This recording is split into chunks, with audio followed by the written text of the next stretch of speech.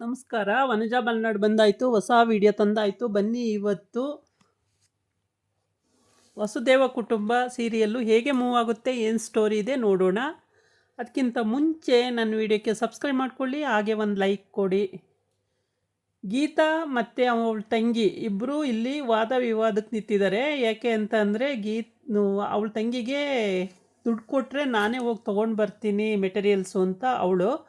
ಈ ಗೀತಾ ಹೇಳ್ತಾಳೆ ಇಲ್ಲ ನಾನೇ ತೊಗೊಂಡು ಬಂದು ಕೊಡ್ತೀನಿ ಅಂತ ಇವಳು ಹೇಳ್ತಾಳೆ. ಅದಕ್ಕೆ ಅವಳಿಗೆ ಇಷ್ಟ ಆಗಲ್ಲ. ನಾನು ನನ್ನ ಫ್ರೆಂಡ್ಸು ಹೋಗಿ ತೊಗೊಂಡು ಬರ್ತೀವಿ, ನೀನು ದುಡ್ಡು ಕೊಡಕ್ಕ ಸಾಕು ಅಂತ ಕೇಳ್ತಾಳೆ. ಆಮೇಲೆ ಕೊನೆಗೆ ಕೊಡಲ್ಲ ಅಂತ ಹೇಳಿ ಲಾಸ್ಟಲ್ಲಿ ಸಿಟ್ಟು ಬಂದು ನನಗೆ ಬೇಕೇ ಬೇಕು ದುಡ್ಡು ಅಂತ ಹಠ ಮಾಡ್ಕೊಂಡು ಕೂತಾಗ ಆಯಿತು ತಗೋ ಅದೇನು ಮಾಡ್ಕೋತೀಯ ಮಾಡ್ಕೊ ಅಂತೇಳಿ ಗೀತಾ ಕೊಡ್ತಾಳೆ. ಮತ್ತು ಹೆಚ್ಚು ಕಮ್ಮಿ ಎಚ್ಚರ ಇರಬೇಕು, ಹುಷಾರಾಗಿರಬೇಕು ಹೆಣ್ಮಕ್ಳು ಅಂತೇಳಿ. ಹಂಗಾರೆ ಏನು ಪ್ರಪಂಚದಲ್ಲಿ ಯಾವ ಹೆಣ್ಮಕ್ಳು ಆಚೆ ತಿರ್ಗೋದೇ ಇಲ್ವಾ, ನಾನು ಒಬ್ಳೇನಾ ಅಂತ ಹೇಳ್ಕೊಂಡು ಹೋಗ್ತಾಳೆ. ಹೋಗುವಾಗ ಎಡಗ್ತಾಳೆ, ಅಲ್ಲೇ ಎಡಗಿ ಬೀಳೋಕ್ಕಾಯ್ತಾಳೆ. ನೋಡು ಹೆಣ್ಮಕ್ಳು ಎಷ್ಟು ಹುಷಾರಾಗಿದ್ರು ಸಾಲದು, ಎಡಗಿ ಬೀಳೋಕ್ಕಾಗಿದೆಯಾ, ಸ್ವಲ್ಪ ಒಂದು ನಿಮಿಷ ಕೂತು ಹೋಗು ಅಂತ ಹೇಳ್ತಾಳೆ ಅವರಮ್ಮ. ಸುಮ್ಮನಿರಮ್ಮ, ಹಳೆ ಕಾಲದರಂಗೆ ಏನೇನೋ ಹೇಳಬೇಡ ನೀನು ಅಂತೇಳಿ ಅವಳು ಹೊರಟೇ ಬಿಡ್ತಾಳೆ. ಆಮೇಲೆ ಗೀತಾ ಬಂದು ಅಮ್ಮ ಹೇಳೋದು ಒಳ್ಳೇದಕ್ಕೇನೆ, ಹಿರಿಯರು ಯಾವತ್ತೂ ಅವ್ರಿಗೆ ಗೊತ್ತಿಲ್ಲದಲ್ಲ ಏನು ಹೇಳಲ್ಲ, ಕೂತ್ಕೊಂಡು ಹೋಗಿ ಒಂದು ನಿಮಿಷ ಅಂತ ಹೇಳ್ತಾಳೆ. ನೀನು ಅಮ್ಮನ ಥರನೇ ಹಳೆ ಕಾಲದರಂಗೆ ಆಡಬೇಡ, ಸುಮ್ಮನೆ ಕೂತ್ಕೋ ಅಂತ ಹೇಳ್ಬಿಟ್ಟು ಹೋಗ್ತಾಳೆ. ಅವಳು ಹೋಗ್ತಾಳೆ. ಆಮೇಲೆ ಗೀತಾ ಅಲ್ಲಿ ಅವ್ರದ್ದು ಟೇಲರಿಂಗ್ ಶಾಪಿಗೆ ಹೋಗ್ತಾಳೆ. ಅಲ್ಲೋಗಿ ಅವಳ ಗಂಡನೂ ಅಲ್ಲಿಗೆ ಬಂದಿರ್ತಾನೆ. ಆಮೇಲೆ ಗಂಡ ಹೆಂಡ್ತಿ ಇಬ್ಬರು ಬಟ್ಟೆ ಹೊಲಿಯೋಕ್ಕೆ ಅಂತ ಇನ್ನೇನು ಕೂರಬೇಕು ಅನ್ನೋಷ್ಟರೊಳಗೆ ಗೀತಾ ಅಷ್ಟಕ್ಕಿಂತ ಮುಂಚೆ ಅವರಮ್ಮ ಗೀತಂಗೆ ಹೇಳ್ತಾಳೆ, ತಿಂಡಿ ಮಾಡಿಕೊಂಡು, ಕಾಫಿನೂ ಕುಡ್ದಿಲ್ಲ, ತಿಂಡಿ ಮಾಡಿಕೊಂಡು ಹೋಗು ಗೀತಾ ಅಂತ ಹೇಳ್ತಾಳೆ. ಹೊಟ್ಟೆ ತುಂಬತಮ್ಮ, ಯಾವ ಊಟನೂ ತಿಂಡಿನೂ ಬೇಡ ಏನೂ ಬೇಡ ಅಂತ. ಅಂದರೆ ಈಗ ಅಕ್ಕ ಭಾವ ನಮ್ಮನೇಲಿರೋದ್ರಿಂದ ಅವ್ರು ಹೇಳ್ದಂಗೆ ನಾವು ಕೇಳಬೇಕಾ ಅಮ್ಮ ಅಂತ ಇವಳು ಕೇಳ್ತಾಳಲ್ವಾ, ಅದಕ್ಕೆ ಅವಳಿಗೆ ಬೇಜಾರಾಗೋಗುತ್ತೆ. ಪ್ರತಿ ಒಂದು ವಿಷಯನೂ ನಾವು ಹೇಳ್ಕೊಟ್ಟು ಮಾಡಿಸ್ತಾ ಇರ್ತೀವಿ ಅಂತ ಅಂದ್ಕೊಂಡಿದ್ದಾಳೆ ಅವಳು.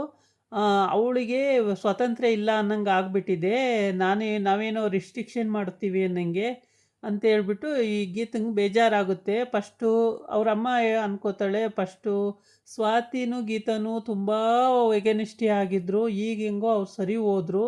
ಈಗ ನೋಡಿದ್ರೆ ಇವಳ ಜೊತೆ ಗೀತಾ ಸಿಟ್ಕೋತಿದ್ದಾಳೆ. ಹೆಂಗಪ್ಪ ಇವ್ರ ಕತೆ, ಹಿಂಗೆ 3 ದಿವಸಕ್ಕೂ ಒಬ್ರಿಲ್ಲ ಒಬ್ರು ಈ ಥರ ಆಡ್ತಿದ್ರೆ ಏನು ಮಾಡ್ಬೇಕು ನಾನು ಅಂತ ಅವರಮ್ಮ ಗೋಳಿಕೊಂತಾಳೆ. ಹಂಗಾಗಿ ಬೇಜಾರು ಮಾಡ್ಕೊತಾಳೆ. ಕೊನೆಗೆ ತಿಂಡಿ ತಿಂದೋಗು ಅಂದರೆ ಇವಳು ತಿಂಡಿನೂ ಬೇಡ ಅಂತಾಳೆ ಗೀತಾ. ಆಮೇಲೆ ಕಾಫಿ ಕುಡಿ ಅಂದರೆ ಕಾಫಿನೂ ಬೇಡ ಅಂತಾಳೆ. ಸರಿ ಅಮ್ಮ ಬರ್ತೀನಿ ಅಂತ ಹೇಳ್ಬಿಟ್ಟು ಹೋಗ್ತಾಳೆ. ಅಲ್ಲೋಗಿ ಗಂಡ ಹೆಂಡ್ತಿ ಇನ್ನೇನು ಬಟ್ಟೆ ಹೊಲಿಯಕ್ಕೆ ಕೂರಬೇಕು ಅನ್ನೋವಾಗ ಫೋನ್ ಬರುತ್ತೆ. ಫೋನ್ ಬಂದಾಗ ಹಲೋ ಯಾರು ಅಂತ ಕೇಳ್ತಾನೆ. ಆವಾಗ ಹೀಗೆ ಮೊನ್ನೆ ಧಾರಾವಾಹಿಗೆ ಬಂದಿದ್ರಲ್ಲ ಅವ್ರ ಮ್ಯಾನೇಜರು ಅಂತ ಹೇಳ್ತಾನೆ.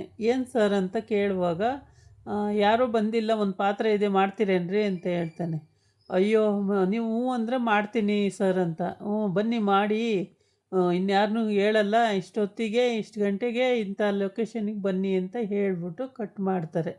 ಆಮೇಲೆ ಗೀತೆಗೆ ಹೇಳ್ತಾನೆ, ನೋಡು ಹೆಂಗೋ ನಮಗೆ ಅದೃಷ್ಟದ್ದು ಬಾಗಿಲು ತೆಗೆದಂಗಾಯಿತು, ಇನ್ನು ನಮಗೆ ಏನು ತೊಂದರೆ ಆಗಲ್ಲ ಗೀತಾ, ನಾವು ಬಿಸ್ನೆಸ್ಸಲ್ಲೂ ಚೆನ್ನಾಗಿರ್ತೀವಿ, ಇದರಲ್ಲೂ ಚೆನ್ನಾಗಿರ್ತೀವಿ, ಏನು ತೊಂದರೆ ಇಲ್ಲ ಅಂತ ಹೇಳ್ತಾನೆ. ಸರಿ ಅಂತ ಹೇಳ್ಬಿಟ್ಟು ಅವಳು ಆಯಿತು ಮಾವ ಹೋಗಿ ಬನ್ನಿ ಮಾವ ಅಂತ ಹೇಳ್ತಾಳೆ. ಈ ಕಡೆ ಬಂದು ಸ್ವಾತಿ ತಾತ ಅನುಮಾನ ಬಂದ್ಬಿಟ್ಟಿದೆ, ಇವರಿಬ್ಬರು ಗಂಡ ಹೆಂಡ್ತಿ ಥರ ಇಲ್ಲ, ಏನೋ ಒಂದು ಇನ್ನೊಂಥರ ಲೆಕ್ಕಾಚಾರವಾಗಿ, ಅಂದರೆ ಏನೋ ಒಂದು ಇದು ಮಾಡ್ಕೊಂಡು ಬಂದಿದ್ದಾರೆ ಇವರು, ಸ್ವಂತ ಗಂಡ ಹೆಂಡ್ತಿ ಥರ ಇಲ್ಲ ಇವರು ಅಂತ ತಾತಗೆ ಅನುಮಾನ ಬಂದು ಹೆಂಡ್ತಿ ಬರ್ತಾಳೆ. ಹೆಂಡ್ತಿ ಹತ್ರನೂ ಅದನ್ನೇ ಹೇಳುತ್ತೆ, ಇವರಿಬ್ಬರು ಗಂಡ ಹೆಂಡ್ತಿ ಥರ ಇಲ್ಲ, ನೀನು ಅಬ್ಸರ್ವ್ ಮಾಡಿದ್ದೀಯಾ ಅಂತೇಳಿ. ನನಗೂ ಹಂಗೆ ಅನ್ನಿಸ್ತಿತ್ತು, ನಾನು ಸುಮ್ಮನೆ ಆದೆ, ಏನೋ ಇವಾಗ ಕಾಲದ ಹುಡುಗರಲ್ವ ಅಂತೇಳ್ಬಿಟ್ಟು ಏನೋ ಇರ್ಬೋದು ಕಣ್ರಿ ಅಂತ ಹೇಳುತ್ತೆ. ಸರಿ ವಂಶಿ ಬರಲಿ ಅಂತ ಕಾಯ್ತಾ ಇರ್ತಾರೆ. ವಂಶಿಗೆ ಅಲ್ಲಿ ಲ್ಯಾಪ್ಟಾಪು ಎಲ್ಲ ಅಳಿಸಾಕ್ಬಿಟ್ಟಿರ್ತಾಳೆ ಸ್ವಾತಿ. ಮನೆಯಲ್ಲಿ ಏನೋ ರಿಪೇರಿ ಮಾಡ್ತೀನಿ ಅಂತ ಹೋಗಿ, ಹಂಗಾಗಿ ಎಲ್ಲ ಡಾಟಾಗಳು ಅಳಿಸೋಗಿರೋದ್ರಿಂದ ಅಲ್ಲಿ ಕೆಲಸ ಏನೂ ನಡೆಯಲ್ಲ. ಏಕೆಂದರೆ ಡಾಟಾಗಳು ಅಳಿಸೋದ್ಮೇಲೆ ಏನು ಅಂತ ಗ್ಯಾರಂಟಿ ತೋರ್ಸೋಕೆ ಬರುತ್ತೆ, ಎಂಥದ್ದು ಇರಲಿಲ್ಲ. ಹಾಗಾಗ್ಬಿಟ್ಟು ಅವ್ನು ಮನ್ಸಿಗೆ ಬೇಜಾರಾಗಿ ಅವರಿಗೆಲ್ಲ ರಜೆ ಕೊಟ್ಟು ಮನೆಗೆ ಬರ್ತಾನೆ. ಮನೆಗೆ ಬಂದು ಸಪ್ಪೆ ಮುಖ ಮಾಡಿಕೊಂಡು ಸುಮ್ಮನೆ ಕೂತ್ಕೊತಾನೆ. ಅದಕ್ಕೆ ಅವರಮ್ಮ ಕೇಳ್ತಾಳೆ, ಏನಕ್ಕಪ್ಪ ಸಪ್ಪೆ ಮುಖ ಮಾಡ್ಕೊಂಡು ಕೂತ್ಕೊಂಡಲ್ಲೋ ಅಂತ. ಏನಿಲ್ಲಮ್ಮ ಸುಮ್ಮನೆ ಅಂತಾನೆ. ಈ ಕಡೆ ಬಂದು ಅವನು ಅಂದರೆ ಸ್ವಾತಿ ಫಸ್ಟ್ ಲವ್ ಮಾಡ್ತಾ ಇರೋವಂಥ ಹುಡುಗ ಅಂದರೆ ನಿತಿನ್ ಅಂತಾನೇನೋ. ಇವನು ಕಾರಲ್ಲಿ ಹೋಗ್ತಾ ಇರ್ತಾನೆ. ಫ್ರೆಂಡ್ ಫೋನ್ ಮಾಡ್ತಾನೆ.